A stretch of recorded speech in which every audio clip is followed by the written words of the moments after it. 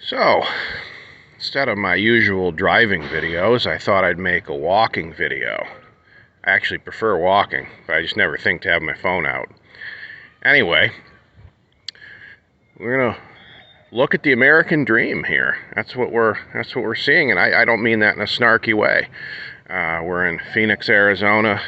It's March. We're out in the morning. It's probably 65 degrees. No wind, no weather really. Just sort of perfect conditions.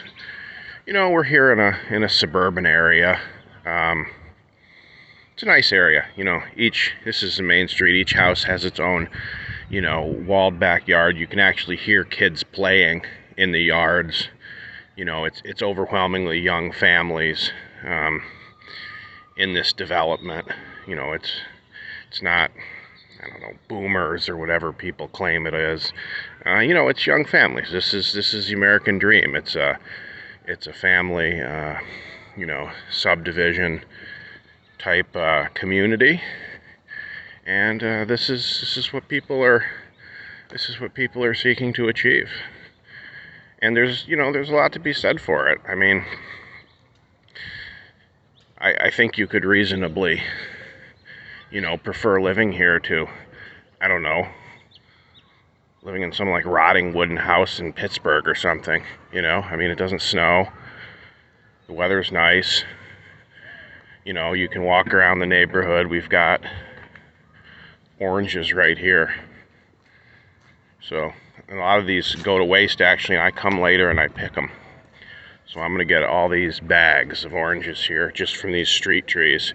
Some of them are edible and some of them are a little sour, but they do plant a fair number of true edibles in these neighborhoods. So you can get your fruit, and they have little walking paths so you can kind of shortcut the cul-de-sacs where you couldn't in a vehicle.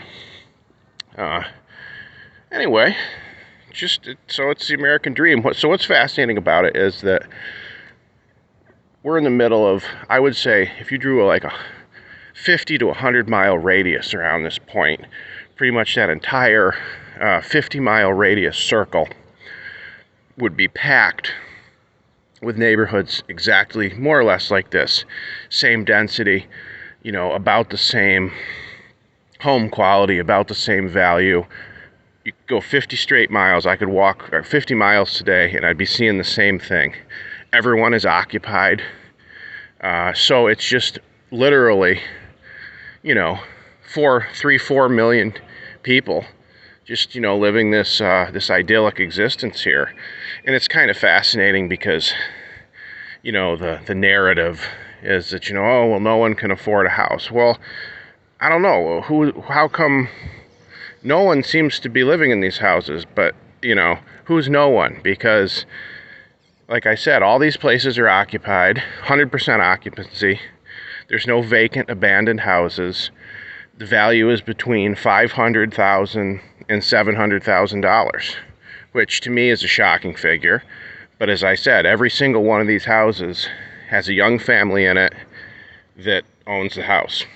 So, the idea that no one, or, I don't know, some sort of strange, privileged foreigner or something is the only people that are reaping the bounty of America is just something you would have to be a shut-in to believe. Because if you're a normal, social person who, travels, has friends, family, you begin to realize that, endless millions of people are, living this like orange tree lifestyle. So anyway, it's just a nice like reality check, and it just shows if you're a thinking person, it just shows how much you can learn from even the most like, what people would think of as the most generic, possible travel experience, which is walking around a suburb.